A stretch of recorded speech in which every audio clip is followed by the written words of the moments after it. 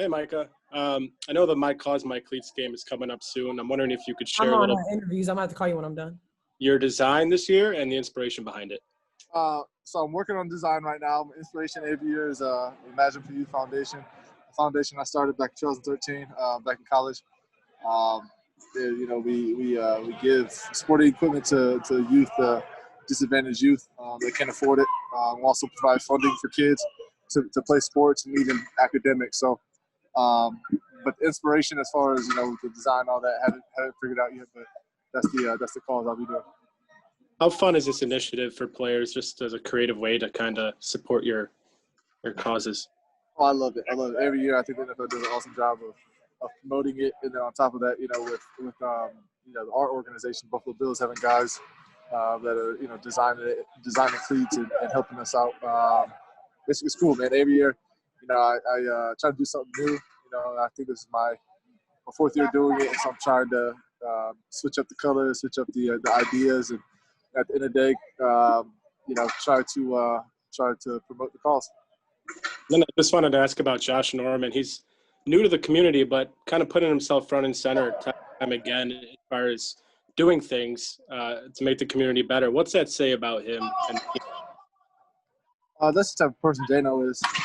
We make fun of him a lot because we could talk about having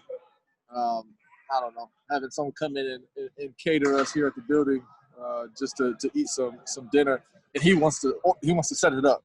Like, that's always Jano. He wants to be the guy to run everything. But obviously in this type of situation, just coming to the community, coming to Buffalo, that's a good trait to have. He wants to be involved. He wants to be a part of this community, not just live in it and for the however long he's here, then leave and never think about Buffalo again. He wants to be a part of it. That's Jano, and that's why we love him. Awesome. Thanks a lot, man. Yeah, of course.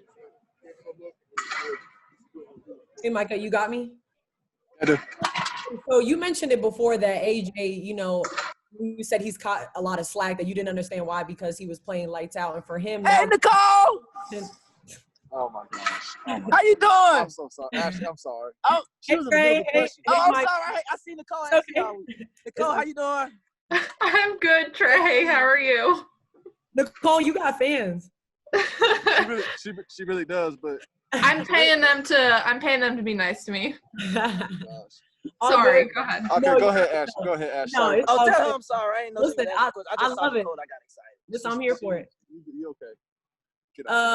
So you mentioned it before when we said like AJ has caught some slack in the past for his play, but you didn't understand why, because he was playing lights out. But now he's getting recognition with the Defensive Player of the Week. What does that say about him? It's just it's Coach Klein, man. He's a beast. He's playing good football.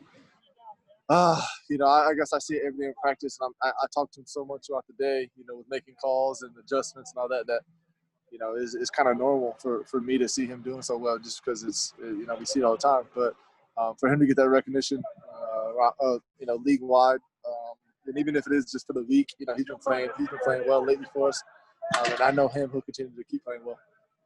Do you feel like it's a little bit long overdue? Would you say that it's about something that people are paying attention to?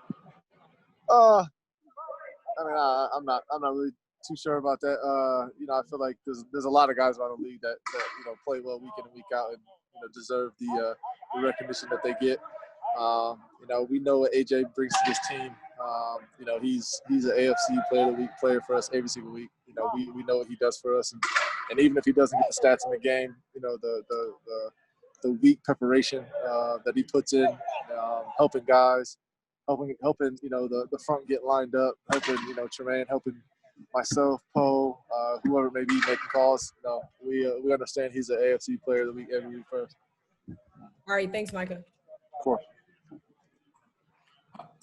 Hi, Micah. What's up? How you doing? Hey, I'm good. Can you give me, I don't know if anybody on this team knows Jordan Poyer better than you do. If you could first just talk with me about what you have seen of him, particularly this season. Just it looks like he's been, he's involved in so much. And again, both you guys are. I'm going to ask you a broader question, but specifically thoughts on the year that Jordan has had up to this point.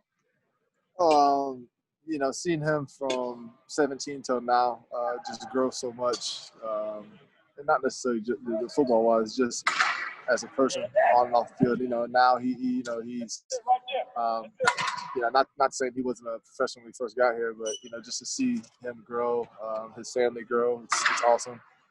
Then just as a football player, just what he's able to do on the football field, he does so much for us. Not just making calls, but making plays for us. He's all over the field. He can do it all. Hasn't been getting the recognition that he deserves. You know, and I know you guys are probably tired of hearing that, but that's been the case since we got here. You know, Poe has been playing lights out for us. He can rush the quarterback. He can tackle. He can cover. He can do it all for us. And you know, I just think that it's good to see that he's finally getting the recognition.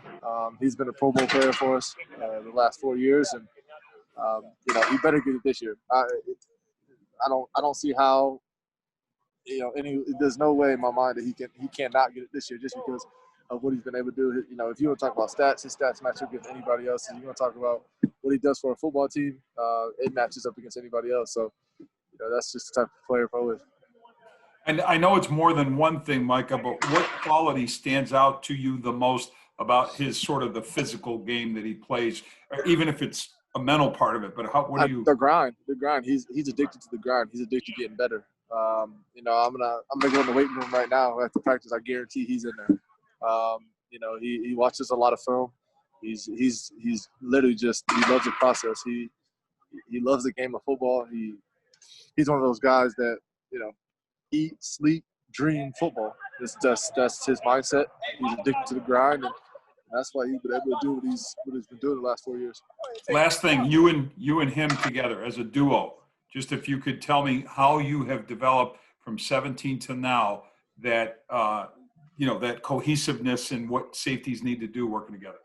You know, I think with Paul, I always know what he's thinking, where he's going to be at, and he knows the same for me. And you know, we've been in this defense long enough to know, you know, our strengths, our weaknesses, and what we can do to mess up the quarterback with disguise and all that. But you know, I wouldn't want to be here with anybody else. You know, 21, he's a beast. He's a dog. I love playing with him. We make each other better. If I'm not all pro, he's not all pro. As individuals, we're all pro tandem, and you can't convince me otherwise. Thank you so much, Micah. I appreciate it. Yeah, thank you.